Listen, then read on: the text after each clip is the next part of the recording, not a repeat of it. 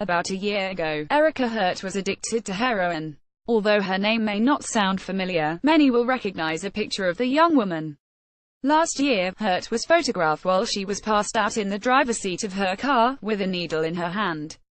The image went viral after it was shared by an Indiana police department. "I was sitting in jail viewing the picture on all the news stations on TV and was just shocked, humiliated.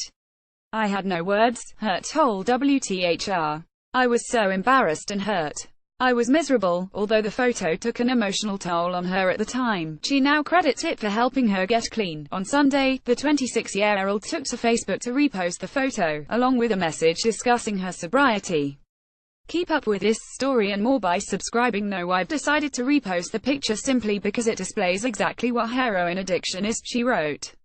"Also because I do not want to ever forget where the road of addiction has taken me. Little did I know that day, my life was about to change drastically. Today, I am able to focus on the good that came from that picture. Today, I am a mother to my son, again," she added, mentioning her child who crying in the backseat of the car when the photo was captured. He was 10 months old when the photograph was taken. Hurt believes the photo was a good thing, as NBC News reports.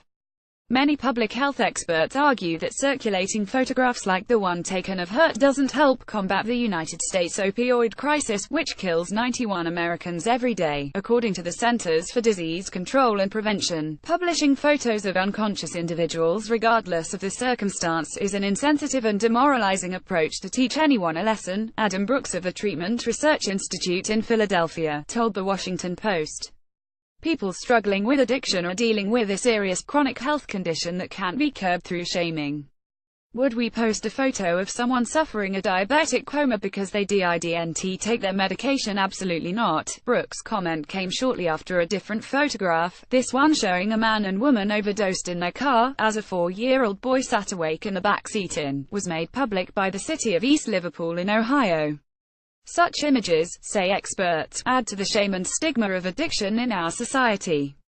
These images perpetuate myths about addiction and create a divide between people who understand this is a treatment issue and people who believe this is a moral issue of weakness of character, psychologist John Fitzgerald told CNN. Despite the push against posting the graphic images, police departments often stand by their decision to release the photos, citing them as a teaching tool.